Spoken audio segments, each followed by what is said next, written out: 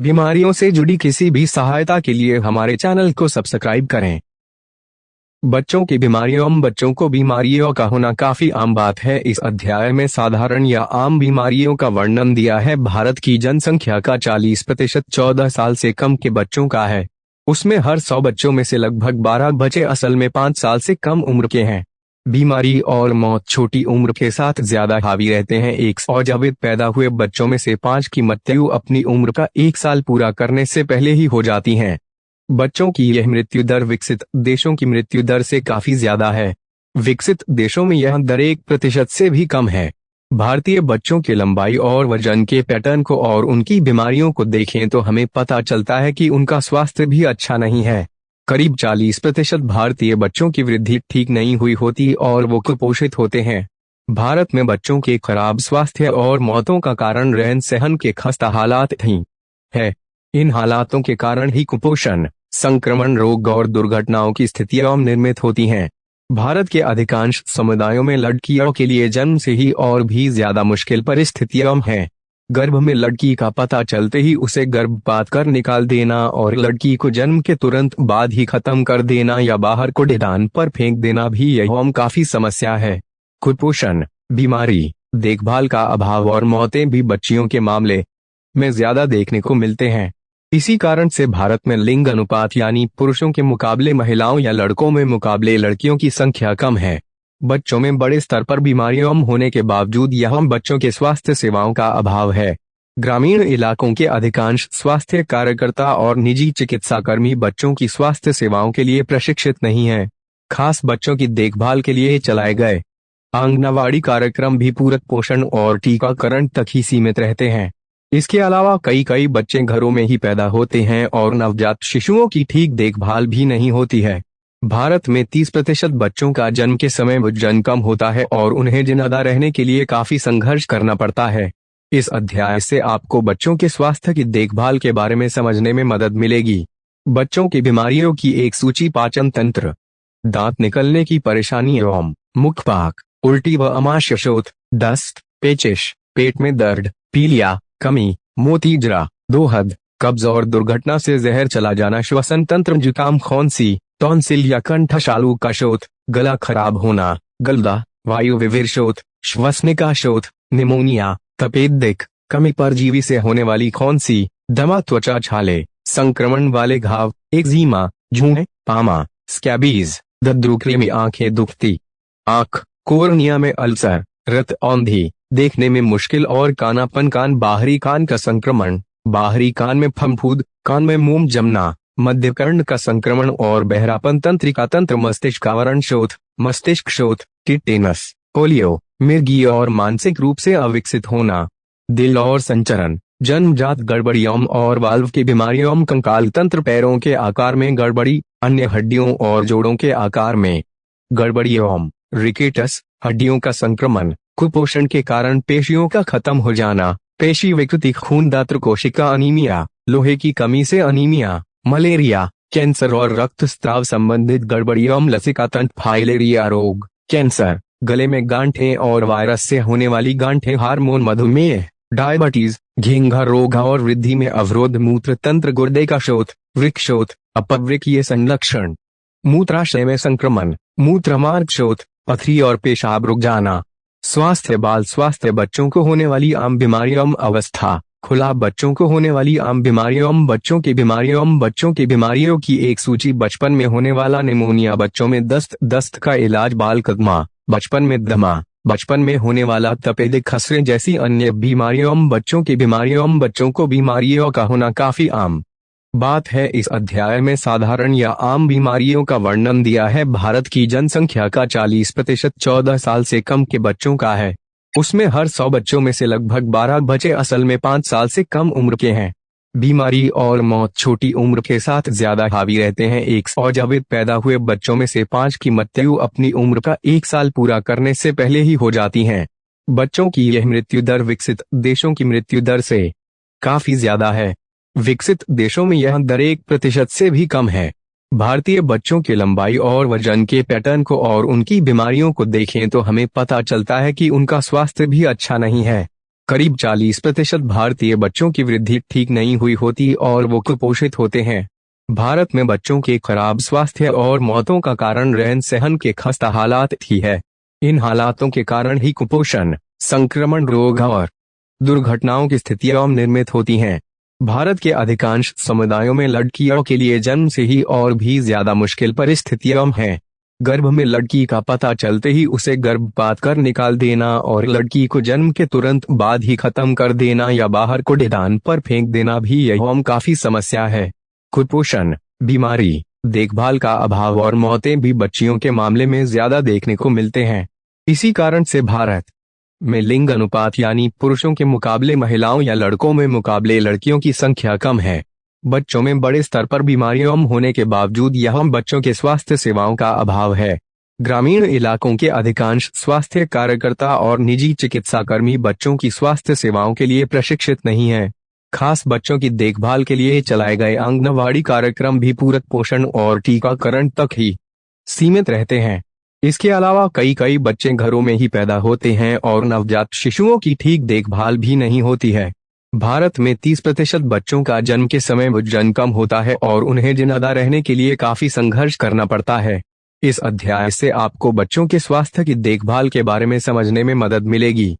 बच्चों की बीमारियों की एक सूची: पाचन तंत्र, दांत निकलने की परेशानी एवं मुखपाक, उल्टी व आमाशयशोथ, दस्त, पेचिश, पेट में दर्द, पीलिया, कमी, मोती जरा, दोहद, कब्ज और दुर्घटना से जहर चला जाना, श्वसन तंत्र, जुकाम, खांसी, टॉन्सिल या कंठशालू का शोथ, गला खराब होना, गलदा, वायु विविर शोथ, श्वसनिका शोथ, निमोनिया, तपेदिक, कमी, परजीवी से होने वाली खांसी, दमा, त्वचा छाले, संक्रमण वाले घाव, एक्जिमा, जूं, पामा, स्कैबीज, दद्रुकृमि, आंखें दुखती, आंख, कोर्निया में अल्सर, रक्त औंधी, देखने में मुश्किल और कानापन, कान, बाहरी कान का संक्रमण, बाहरी कान में फफूंद, कान में मोम जमना, मध्य कर्ण का संक्रमण और बहरापन, तंत्रिका तंत्र, मस्तिष्क आवरण शोथ, मस्तिष्क शोथ, टिटेनस, पोलियो, मिर्गी और मानसिक रूप से अविकसित होना, दिल और संचरण, जन्मजात गड़बड़ियों और वाल्व की बीमारियों, कंकाल तंत्र, पैरों के आकार में गड़बड़ी, अन्य हड्डियों और जोड़ों के आकार में गड़बड़ियों,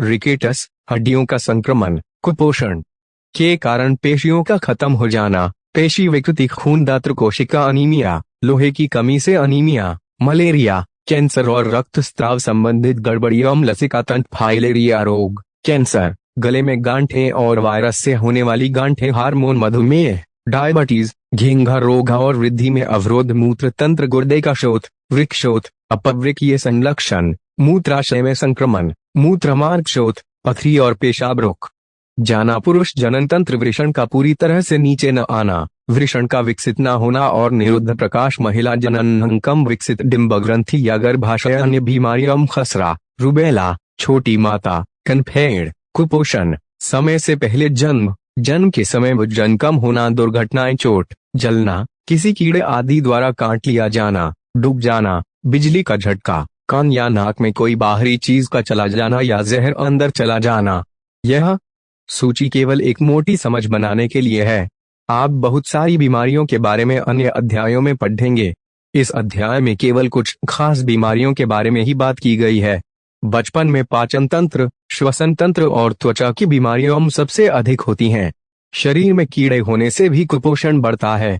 बीमारी के लिए दवा दे देना ही काफी नहीं होता। बच्चों के स्वास्थ्य के लिए और उन्हें मौत से बचाने के लिए हमें बीमारियों से बचाव और शुरुआत में ही इलाज पर भी ध्यान देना चाहिए। पोषण, सफाई और टीकाकरण बहुत महत्वपूर्ण होते हैं। बचपन में होने वाला निमोनिया से फेफड़े के ऊतकों पर असर होता है। इसका कारण आमतौर पर बैक्टीरिया से होने वाला संक्रमण होता है। वायरस से संक्रमण बहुत कम होता है। संक्रमण हवा से होता है। निमोनिया में फेफड़ों के किसी भाग में शोथ हो जाता है। इससे बच्चा तेज सांस लेने लगता है। शोथ से खांसी, बुखार और अन्य लक्षण जैसे भूख मरना, उल्टी और बहुत ज्यादा कमजोरी हो जाती है। स्वस्थ बच्चे को निमोनिया आमतौर पर नहीं होता। आमतौर पर कोई और बीमारी होने पर जब शरीर की प्रतिरक्षा क्षमता कमजोर पड़ गई होती है तब निमोनिया हो जाता है। खसरे या किसी और श्वसन तंत्र की किसी वायरस से होने वाली बीमारी से ठीक हो रहे बच्चे, कुपोषित बच्चे, समय से पहले पैदा हुए बच्चे और कम वजन वाले बच्चों के निमोनिया के शिकार होने की संभावना अधिक होती है। विशिष्ट बचाव संभव नहीं है। भारत में बाल न्यूमोनिया एक गंभीर बीमारी है। 5 साल से कम उम्र किसी भी बालक को यह बीमारी कभी भी हो सकती है। बुखार, खांसी और सांस तेजी से चलना ये लक्षण होने पर इसे न्यूमोनिया समझना चाहिए। बाल न्यूमोनिया अक्सर जीवाणु या कभी कभी विषाणु से होता है। यह बीमारी गंभीर होते हुए भी पहचाने और इलाज के लिए सरल है। अधिक जटिल बीमारियों में अस्पताल में ही इलाज करवाना पड़ता है। अब हम इस बीमारी के बारे में थोड़ी जानकारी लेंगे। बीमारी की शुरुआत बुखार, सर्दी, खांसी से होती है। बच्चे का दम फूलता है। बीमारी फेफड़ों में होती है। यह सब 1 से 2 दिनों में होता है। रोग निदान, बुखार, खांसी और तेज सांस ये 3 प्रमुख लक्षण है। इसमें खांसी सीने की गहराई से आती है, गले से नहीं। खांसने की आवाज से ही यह पता चलता है। इसी को भारी खांसी भी कहते हैं। शुरू में 1 से 2 दिन हल्का मध्यम बुखार रहता है।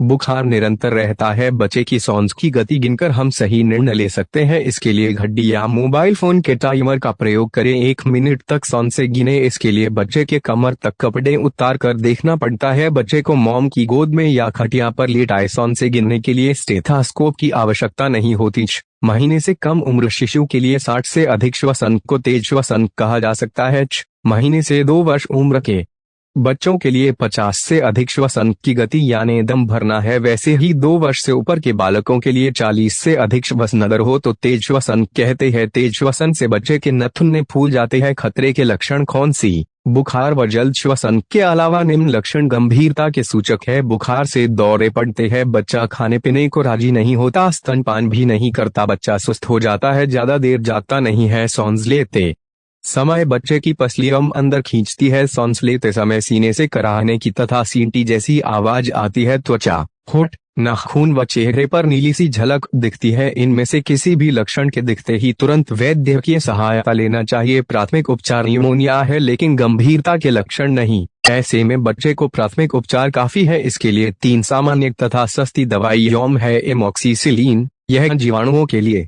पैरासिटामोल, बुखार हेतु तथा श्वास नलिका खुलने हेतु कोई दवा। छोटे शिशुओं के लिए ये दवाइयां द्रव स्वरूप में मिलती है। थोड़े बड़े बच्चों के लिए पिघलने वाली गोलियां चल सकती है। ये उपचार कोई स्वास्थ्य कर्मचारी भी कर सकता है, किंतु उपचार के 1 से 2 दिन बाद डॉक्टर से मिलना ठीक होगा। बुखार उतरने के लिए गुनगुने पानी में कपड़ा भिगोकर शरीर पोंछ ले। पूरा शरीर पोंछ ले, सिर्फ माथा नहीं। बच्चे का खान पान चालू रखने की कोशिश करे। विशेष सूचना, यह बीमारी गंभीर जरूर है लेकिन इसमें इंजेक्शन या सलाइन की आवश्यकता नहीं होती। खतरे के लक्षण दिखते ही तुरंत अस्पताल ले जाए। इस बीमारी से बच्चे का पेट उड़ना कहते हैं लेकिन यह बीमारी फेफड़ों में होती है। 2 दिनों के इलाज से ज्यादातर बच्चे पूर्णतः ठीक हो जाते हैं। बहुत से बच्चों को दस्त की बीमारी हो जाती है। पतले दस्त होते रहना, रक्त मिश्रित श्लेष्मा, आंव गिरना एक अलग बीमारी है। दस्त रोग से ग्रसित बच्चे का शरीर शुष्क हो जाता है। इससे इन बच्चों की मृत्यु हो सकती है। दस्त के जीवाणु या विषाणु दूषित हाथों या भोजन पानी के साथ बच्चों के पेट में पहुंचते हैं। इकोलाई जीवाणु तथा रोटा वायरस दोनों विषाणु के जरिए दस्त होता है। दस्त में घरेलू इलाज से भी हम खतरा और मृत्यु टाल सकते हैं। कभी कभी अस्पताल में इलाज करवाना पड़ता है। कारण, ज्यादातर तरह के दस्त, सभी नहीं,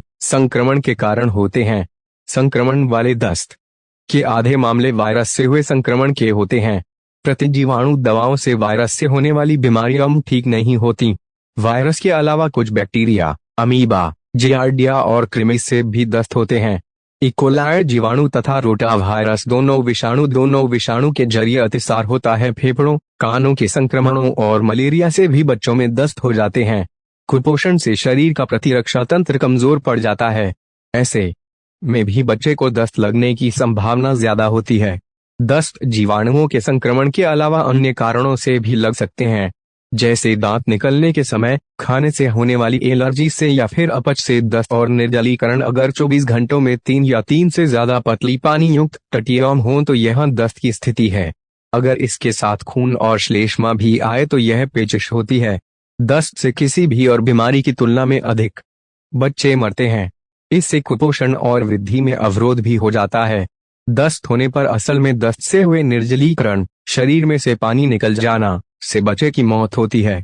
इसलिए निर्जलीकरण और मौत से बचाने के लिए घर में बने घोलों से पानी की कमी पूरी करने की कोशिश करनी चाहिए।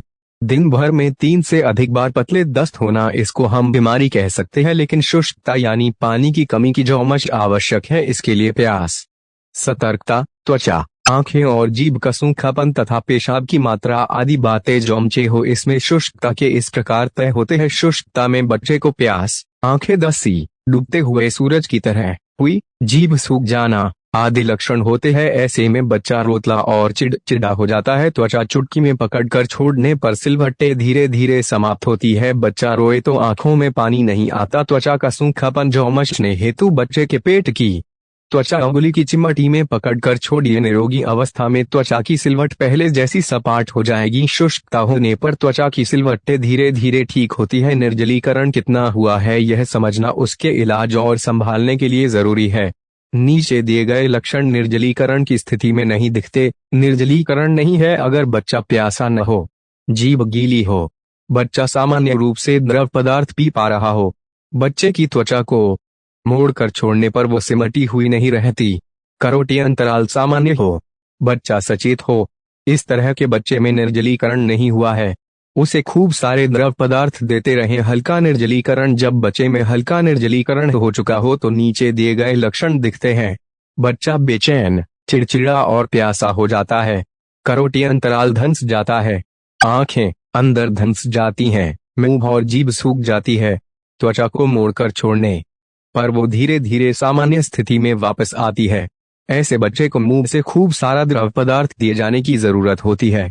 इसके अलावा नमक और चीनी का गुड़ या ORS के 2 पैकेट भी दें। गंभीर निर्जलीकरण अगर बच्चे में गंभीर निर्जलीकरण हो गया है तो बचाऊ नींदा हो जाएगा, आंखें अंदर धंस जाएंगी और जीभ बिल्कुल सूख जाएगी। बच्चा कुछ भी पी नहीं सकेगा। त्वचा को मोड़कर छोड़ने पर वो बहुत देर में वापस सामान्य स्थिति में आएगी। जब वो रो रहा होगा तो भी आंखों में आंसू नहीं आएंगे।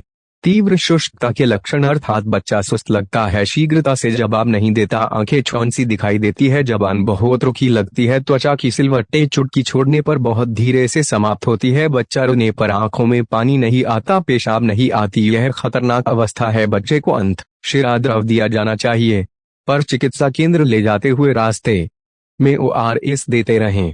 दस्त का इलाज डॉक्टर के सलाह से जीवाणुरोधक दवाइयां लग सकती है। 3 महत्वपूर्ण बिंदु दस्त में बच्चे के इलाज के लिए 3 महत्वपूर्ण बिंदु ये हैं। यह तय करना कि प्रति जीवाणु दवा दी जाए या नहीं, निर्जलीकरण ठीक करना, उपयुक्त आहार देते रहना। किसी भी चिकित्सीय जांच से यह पक्की तरह से नहीं पता चल सकता कि दस्त वायरस के कारण हुआ है या बैक्टीरिया के कारण। दस्त के मामलों में से करीब आधे वायरस के संक्रमण से होते हैं और आधे बैक्टीरिया के, परंतु कुछ महत्वपूर्ण संकेत होते हैं। अगर आपको नीचे दिए गए लक्षणों में से कोई भी दिखाई दे तो यह बैक्टीरिया से होने वाले दस्त के सूचक हैं। मल में खून होना, बुखार, पेट में दर्द, टट्टी में से गंदी बदबू आना। बैक्टीरिया से होने वाले दस्त में कोट्रिमोक्साजोल नामक प्रतिजीवाणु दवा से फायदा होता है। याद रहे कि अगर खूब सारी पानी जैसी टट्टी आए जिसके साथ और कोई भी लक्षण न दिखाई दें तो यह आमतौर पर वायरस वाले दस्त होते हैं। ऐसे में कोई भी प्रतिजीवाणु दवाओं की जरूरत नहीं होती। इस तरह के दस्त 3 से 5 दिनों में अपने आप ठीक हो जाते हैं। धैर्य रखकर ध्यान रखते रहना और शरीर में पानी की कमी को पूरा करना महत्वपूर्ण है। बच्चे को अतिसार होने पर शुष्कता हो या नहीं, लेकिन उसे द्रव पदार्थ मुंह द्वारा दे, यह आप स्वयं कर सकते हैं। द्रव पदार्थों से बच्चे में रोग प्रतिकारक शक्ति आती है। अपने डॉक्टर या स्वास्थ्य सेवक को इसकी जानकारी अवश्य दें। दस्त हो किंतु शुष्कता न हो या कम हो तो घरेलू इलाज कर सकते हैं, परंतु अति शुष्कता हो तब घर में रुके बिना तुरंत अस्पताल पहुंचे। निर्जलीकरण ठीक करना, बच्चों के दस्त में शरीर में पानी की कमी पूरी करना सबसे महत्वपूर्ण इलाज है। अगर निर्जलीकरण बहुत गंभीर ना हो तो आप बच्चे को घर में बने घोल देकर ही उसके शरीर में पानी की कमी की आपूर्ति कर सकते हैं। ये घोल ORS भी हो सकता है और चीनी या नमक का घोल भी। मुंह से निर्जलीकरण के उपचार, जिसे ओरल रिहाइड्रेशन थेरेपी ORT भी कहते हैं, का प्रमुख नियम यह है कि जिस बच्चे को दस्त हो रहे हों उसे सामान्य से ज्यादा तरल दिया जाना चाहिए। ORT के कई रूप होते हैं। ORT का मतलब है मुंह से तरल देना, जिससे निर्जलीकरण रोका जा सके या उसे ठीक किया जा सके। तरल पदार्थ या तो घरों में मिलने वाले कोई भी पीने की चीजें हो सकते हैं या बाजार में पैकेटों में मिलने वाले ओरल रिहाइड्रेशन साल्ट ORS को पानी में मिलाकर तैयार किया हुआ तरल पदार्थ। स्थानीय परिस्थितियों के हिसाब से ORT में इस्तेमाल हो सकने वाले विभिन्न तरल पदार्थों की सूची नीचे दी गई है। घर के तरल पदार्थ निर्जलीकरण रोकने के लिए दस्त की शुरुआत में अतिरिक्त तरल पदार्थ देना जरूरी होता है। तरल पदार्थ और आहार दोनों ही महत्वपूर्ण होते हैं। जब दस्त शुरू हो या चल रहे हो तो उस समय सामान्य से अधिक तरल पदार्थ दिए जाने चाहिए और दूध भी पिलाते रहना चाहिए। अगर ये पदार्थ शुरू में और सही तरह से दिए जाएं तो दस्त के गंभीर मामलों में से केवल 10% में स्वास्थ्य कार्यकर्ता की मदद की जरूरत पड़ेगी। तरल पदार्थ जिनमें नमक और या स्टार्च या चीनी और प्रोटीन हो वो अच्छे रहते हैं। ऐसे पदार्थ शरीर में द्रव और लवणों दोनों की कमी पूरी करते हैं। इनके अच्छे उदाहरण हैं सूप जिनमें नमक पड़ा हो, नमकीन चावल का पानी, नमकीन मठा या मक्की का सूप आदि। इसके अलावा बच्चों को खूब सारे ऐसे तरल पदार्थ भी दिए जाने चाहिए जिनमें नमक ना हो, जैसे पीने का सादा पानी, नारियल का पानी, चाय, फलों का ताजा रूप जिसमें चीनी न मिली हो। ऐसे तरल पदार्थ न दें जिनमें चीनी हो, जैसे कॉफी या कोल्ड ड्रिंक्स। अगर बच्चा स्तनपान पर हो तो जरूरी है कि स्तनपान जारी रखा जाए। ORS घोल ORS घोल दिए जाने की सिफारिश निर्जलीकरण के उपचार के लिए विश्व स्वास्थ्य संगठन द्वारा की गई है। जहां भी संभव हो होम घर में निर्जलीकरण से बचाव के लिए यह दिया जाना चाहिए। ORS के पैकेट में ग्लूकोज और नमक होता है और जब इसे पानी में घोला जाता है तो यह निर्जलीकरण रोकने या उसके उपचार के लिए बेहद उपयोगी रहता है। ज्यादातर ORS पैकेटों को 1 लीटर पानी में घोला जाना होता है। जिन पैकेटों में ट्राइसोडियम सिट्रेट की जगह सोडियम बाइकार्बोनेट होता है 2-5 ग्राम, वो भी ठीक रहते हैं, परंतु इन्हें ज्यादा समय तक रख पाना संभव नहीं होता। बाजार में मिलने वाले बहुत से पैकेटों में लवणों का अनुपात उतना नहीं होता जितना कि मान्य है। किन्हीं में बहुत अधिक चीनी होती है, किन्हीं अन्य में बहुत कम नमक होता है। स्वास्थ्य कार्यकर्ता को सिर्फ उन्हीं पैकेटों का इस्तेमाल करना चाहिए जिनमें ऊपर दिए गई मात्राओं में सभी चीजें मौजूद हों। चीनी और नमक का घोल ORS की जगह घर में चीनी और नमक का घोल बनाकर इस्तेमाल किया जा सकता है। यह घोल 5 ग्राम नमक, 5 मिलीलीटर का 1 चम्मच और 20 ग्राम चीनी, 5 मिलीलीटर के 4 चम्मच, 1 लीटर पानी में डालकर बनाया जाता है। बाल कदमा, बचपन में दम्मा। आपके बच्चे को बार बार खांसी और हौंकने की शिकायत हो लेकिन बुखार ना हो तो समझिए कि उसे बाल दमा है। बालकदमा 1 से 5 साल की उम्र तक हो सकता है। बालकदमा लंबे समय तक चलने और कम अधिक होने वाली बीमारी है। इसके लिए हमेशा के लिए नहीं लेकिन तात्कालिक उपाय है। माता पिता को इस बीमारी व इसके इलाज की सही जानकारी होनी चाहिए ताकि वे बेकार की चिंता, आशा, निराशा, डर तथा डॉक्टर बदलने जैसी बात उनसे दूर रहे। बालकदमा की वजह आनुवंशिकता और एलर्जी के संयुक्त कारणों से बालकदमा होता है। वायु प्रदूषण से भी बालकदमा उभरता है। विषाणुजनित सर्दी बुखार से भी बालकदमा शुरू हो सकता है। बारिश या ठंडे मौसम में बालकदमा अधिक होता है। रोग निदान लक्षण व चिन्ह: बच्चे को सर्दी, छींकों की तकलीफ शुरू होती है। इसके बाद सांस लेना मुश्किल होता है। सीने में आवाज आने लगती है। सांसें उथली और तेज चलती है। नाक फूलने लगती है। बच्चा बड़ा हो तो छाती भरने की शिकायत करता है। सांस छोड़ते हुए सींटी जैसी आवाज आती है। बालकदमा बीच बीच में उभरता है लेकिन इस बीच बच्चे की तबीयत ठीक रहती है। कम उम्र के बच्चे दमे की तकलीफ से रोते हैं। हौंकने से पेट ऊपर नीचे होता है। तीव्र बीमारी के चलते होठों, हाथों की त्वचा नीले सी दिखती है। न्यूमोनिया की तरह बालकदमा में शुरू से बुखार नहीं होता लेकिन 2 से 3 दिनों बाद बुखार हो सकता है। इलाज: पहली बार दमा होने पर बच्चे को तुरंत डॉक्टर के पास ले जाएं। डॉक्टर तुरंत उपचार करके घर लेने के लिए दवाई देंगे। सामान्यतः बालकदमे में इंजेक्शन या सलाइन की आवश्यकता नहीं होती। श्वसन मार्ग से दवाई सही स्थान पर पहुंचती है। डॉक्टर मुंह से लेने की दवाई यौम देते हैं जिससे श्वसन मार्ग खुला रखने में सहायता होती है। तात्कालिक उपचारों में 3 प्रकार की दवाइयां हैं। 100 डोज के फवारे वाला स्प्रे: इसमें से हर बार तयशुदा निश्चित मात्रा में दवाई निकलती है। फवारे का खटका दबाना और सांस लेना एक साथ करना पड़ता है। बच्चों के लिए यह कठिन है अतः स्पेसर का उपयोग किया जाता है। आपके डॉक्टर इन विषय में आपको बताएंगे। इस दवा का उपयोग घर में भी कर सकते हैं। रोटाहेलरा में दवाई के कैप्सूल में पावडर होती है। यह प्रकार अधिक सस्ता पड़ता है। अस्पताल में नेब्यूलाइजर का प्रयोग करते हुए घर में उपचार लेना हो तो डॉक्टर को सूचित करना ठीक रहेगा। कुछ प्रशिक्षण: बालकदमा किस तत्वों के परीक्षण एलर्जी से हुआ है इसके शोध हेतु परीक्षण करते हैं। छाती का क्षय रोग है या नहीं देखने के लिए छाती का एक्सरे आवश्यक है। बालकदमा 5 वर्षों उपरांत भी रहा हो तो फेफड़ों का क्षमता परीक्षण करना पड़ता है। इसके लिए PF टेस्ट करते हैं। प्रतिबंध: ऋतुमानानुसार बालकदमा कम अधिक हो सकता है अतः शीत या वर्षा काल में ध्यान रखें, गर्म कपड़ों का उपयोग अच्छा है। ऐसे बच्चों को सर्दी बुखार वाले व्यक्तियों से दूर रखें। एलर्जी के कारणों का पता लगने से बालकदमा टाला जा सकता है। वायु प्रदूषण से बालकदमा बढ़ रहा है। धूल प्रदूषण से ऐसे बच्चों को बचाना चाहिए। बालदमे के लक्षण चिन्ह दिखते ही डॉक्टर से मिले। अपने बच्चे की बीमारी की जानकारी बालवाड़ी शिक्षिका को दे, साथ ही प्रथमोपचार की दवाइयों और अपना फोन नंबर दे। 5 साल की उम्र के बाद बालकदमा अक्सर बंद हो जाता है, लेकिन कुछ को बाद में भी दमा शुरू रहता है। श्वसनोपचार अर्थात अलग अलग सरल प्राणायाम बच्चों को सिखाए। गुब्बारा फुलाने का व्यायाम भी अच्छा है। बच्चों को उनके खेल खेलने दीजिए। खेलने से श्वसन मार्ग खुला और निरोगी रहता है, लेकिन साथ वाली बैग में दवाइयां रखनी चाहिए कि विश्व स्तर के खिलाड़ी दमा होने पर भी सफल रहे हैं। बालकदमा के लिए झोला छाप डॉक्टरों की सलाह। उपचार नहीं ले, ये लोग अक्सर स्टेरॉइड दवाइयों का गलत उपयोग करते हैं। कनफेड़ हवा में मौजूद वायरस से होने वाली बीमारी है जो 5 से 6 साल के बच्चों को पकड़ती है। इस उम्र में कनफेड़ आमतौर पर नुकसानदेह नहीं होता। इसमें गालों के पीछे की ओर स्थित लार ग्रंथियों में सूजन हो जाती है, जिनमें दबाने से दर्द भी होता है। एक बार संक्रमण होने पर जीवन भर के लिए प्रतिरक्षा पैदा हो जाती है। अगर यह संक्रमण बचपन में ना हो तो यह कभी कभी बड़ी उम्र में हो सकता है। वयस्कों में कनफेड़ से डिंबवाही ग्रंथियों या वृषण पर असर हो सकता है, इसलिए बड़ी उम्र में होने वाला कनफेड़ खतरनाक होता है। कनफेड़ से होने वाले डिंबवाही ग्रंथियों या वृषण के शोथ से बंध्यता हो सकती है। सही उम्र में इसका टीका लगा देना ही सबसे उपयोगी तरीका है।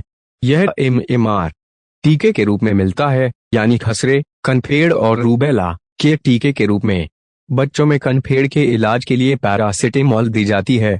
इससे दर्द और बुखार कम हो जाता है। वयस्कों को कनफेड़ होने पर डॉक्टर के पास भेजा जाना ही ठीक रहता है। अनाज वाले घोल, कई अध्ययनों से पता चला है कि ORS घोल में 20 ग्राम ग्लूकोज की जगह 40 ग्राम पके हुए चावल का पानी इस्तेमाल करना बेहतर रहता है, क्योंकि यह ज्यादा आसानी से पच जाता है और इससे कम टटी आती है। मगर यह सिर्फ वयस्कों के लिए या है जाके शिकार बच्चों के लिए ठीक है। अगर किसी बच्चे को किसी भी और तरह के गंभीर दस्त हो तो यह ठीक नहीं रहता। अनाज वाले तरल पदार्थ जैसे चावल का पानी निर्जलीकरण से बचाव के लिए उपयोगी घरेलू उपचार है। अगर उनमें नमक पड़ा हो तो वो काफी उपयोगी रहते हैं। जिन जगहों पर अनाज के दलिये का इस्तेमाल होता है वहां पर इनको सामान्य आहार के रूप में देते रहना चाहिए। दलिया देना बंद न करें। ऐसा करने से बच्चे में कैलोरी की मात्रा पहुंचनी कम हो जाएगी। मुंह से पानी की कमी पूरी करने के 10 नियम। ORS के पैकेटों में चीनी और नमक का ठीक अनुपात होता है, परंतु घर में बने घोलों को बनाना और इस्तेमाल करना आसान होता है। उल्टी होने पर भी ORT देना जारी रखें, क्योंकि दस्त के साथ अक्सर आमाशय शोथ हो जाता है और ORS से इसको ठीक करने में मदद मिलती है। उल्टी अक्सर आमाशय शोथ के कारण होती है। जहां तक संभव हो साफ पानी का इस्तेमाल करें। इसे उबालने और ठंडा करने में समय बर्बाद न करें। घर में उपलब्ध आम पीने का पानी इस्तेमाल करें। एक बार में 4 से 6 घंटों के लिए पर्याप्त, करीब 200 मिलीलीटर ORS बना के रख लें। इसके बाद फिर से ताज़ा ORS बनाएं।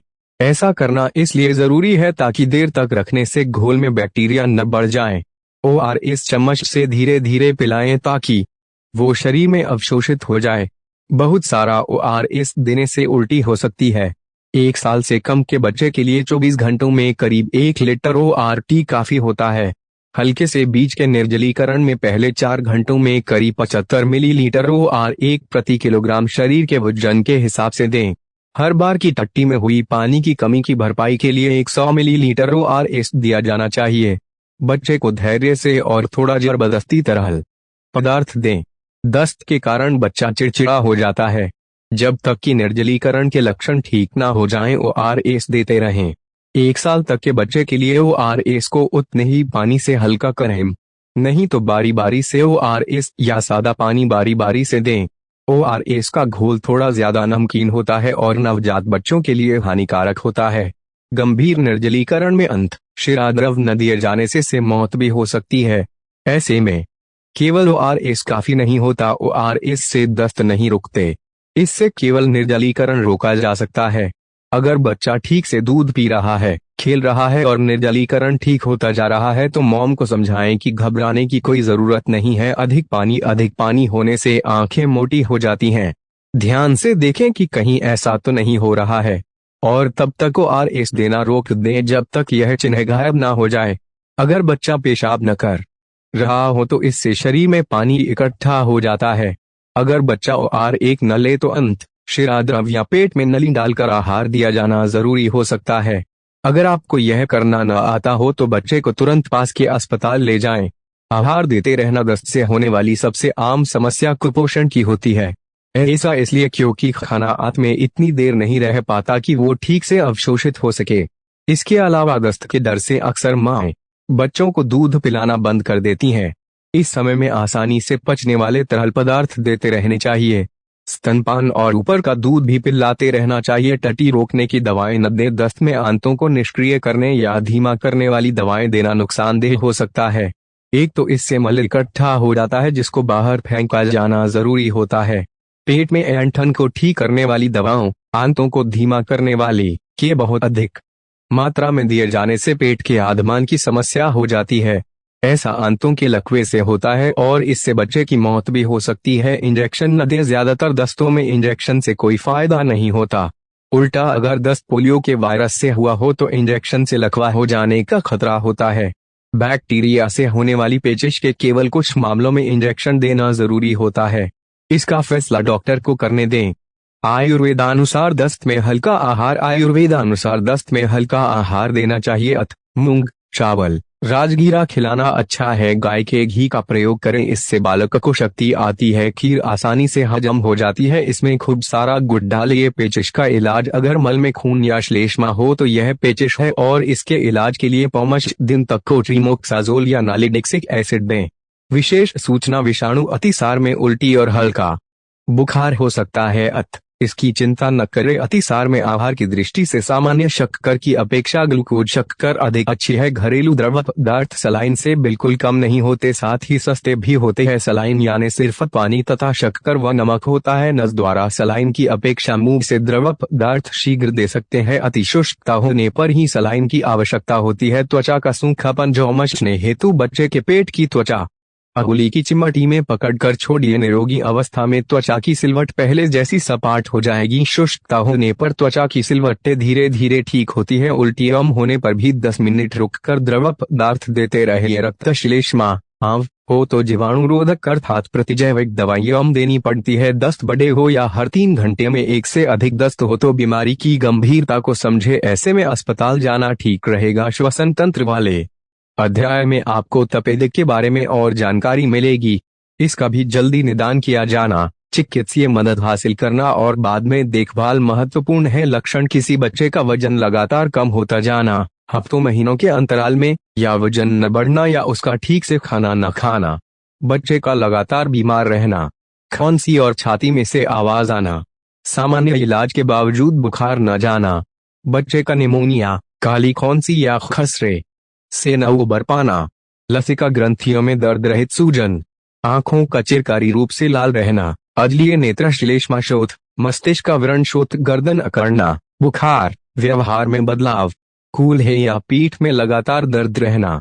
ध्यान रहे कि बच्चों में तपेदिक होना भी उतना ही आम है जितना कि बड़ों में। सतर्क रहें और ऐसे कोई भी लक्षण दिखने पर बच्चे को स्वास्थ्य केंद्र ले जाएं। खसरा हवा में मौजूद वायरस से बचपन में होने वाला संक्रमण है। प्रमुख रूप से इससे श्वसन तंत्र पर असर पड़ता है, पर त्वचा और श्लेष्मा झिल्ली पर भी चकत्ते उभर आते हैं। खसरे में आम जुकाम, खांसी, बुखार और साथ में चकत्ते होते हैं। स्वस्थ बच्चे खसरे से बिना किसी जटिलता के उभर जाते हैं, परंतु कुपोषित बच्चों या फिर उन बच्चों में जिनकी प्रतिरक्षा क्षमता कमजोर है, खसरे से कई तरह की जटिलताएं होने की संभावना रहती है। कमजोर बच्चे खसरे से बीमार हो जाते हैं और कभी कभी मौत के शिकार भी।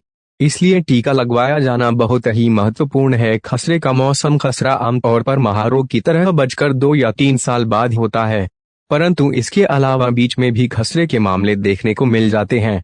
आमतौर पर सर्दियों के अंत में और गर्मियों शुरू होने के बीच खसरा होने की संभावना ज्यादा होती है। खसरे के टीके से इसकी बीमारी अब काफी कम दिखाई देती है। फैलना और विकृति विज्ञान: संक्रमण फेफड़ों और खून तक पहुंच जाता है।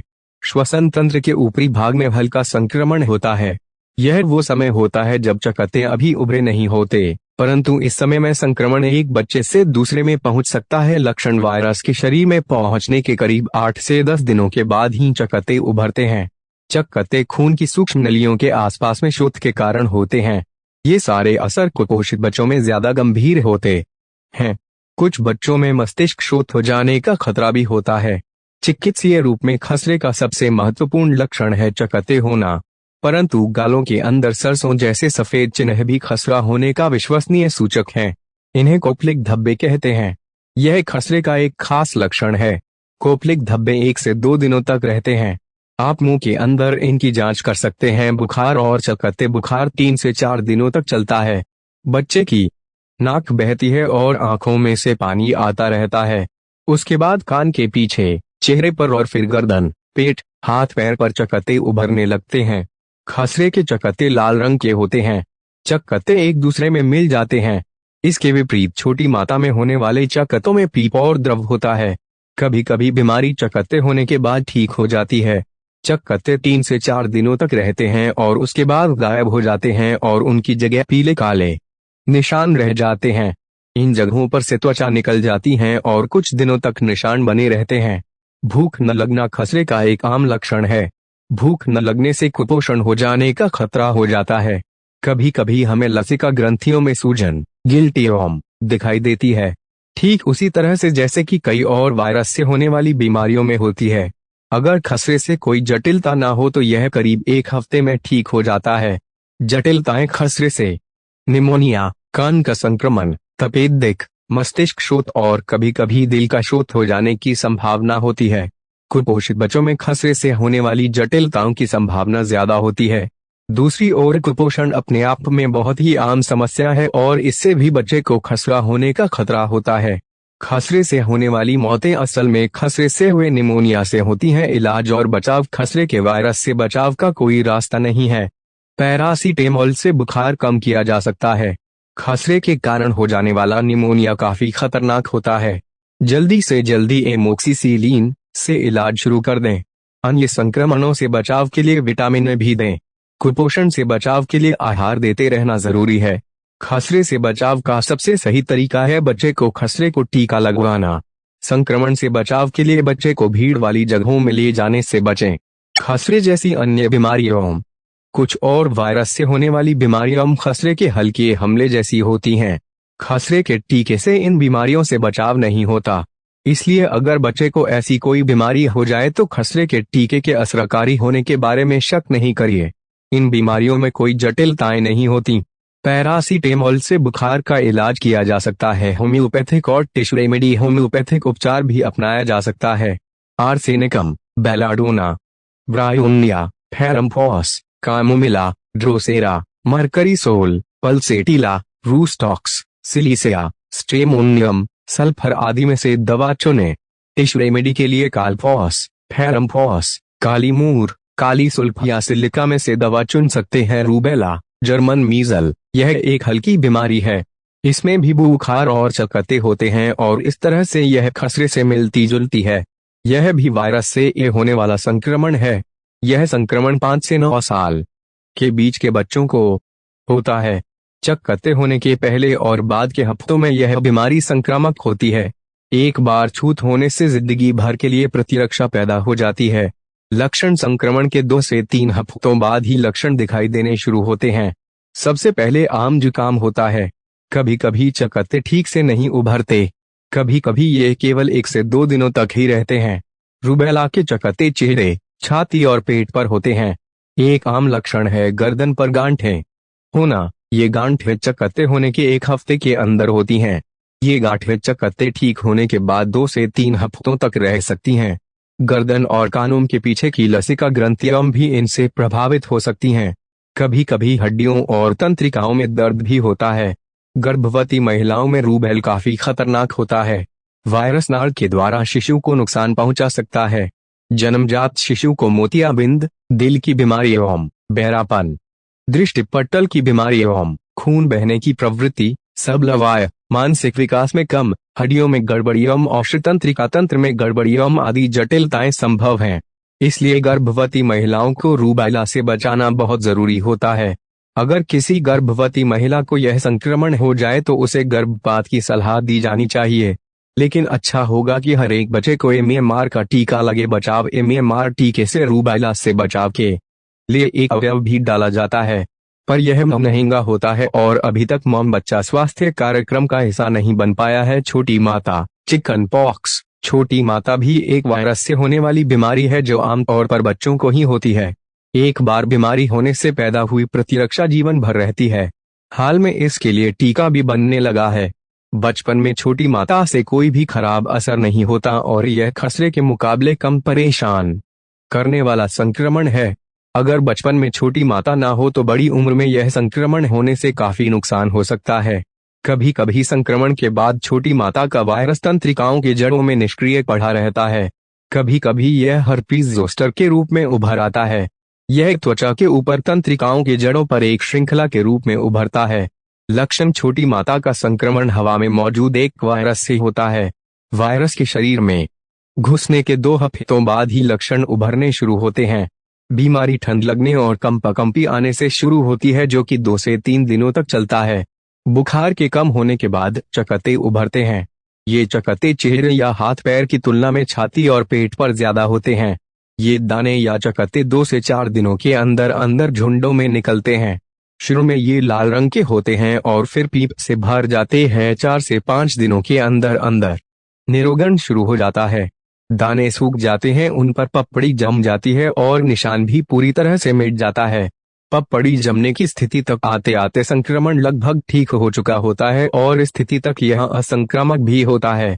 बहुत ही कभी कभी छोटी माता से निमोनिया और मस्तिष्क क्षोभ हो जाते हैं। ऐसा उन बच्चों में होता है जिनका प्रतिरक्षा तंत्र कमजोर हो। इलाज: ज्यादातर मामलों में पैरासिटामोल ही काफी होती है, परंतु एसाइक्लोवीर से छोटी माता और हर्पीज बहुत जल्दी ठीक हो जाते हैं।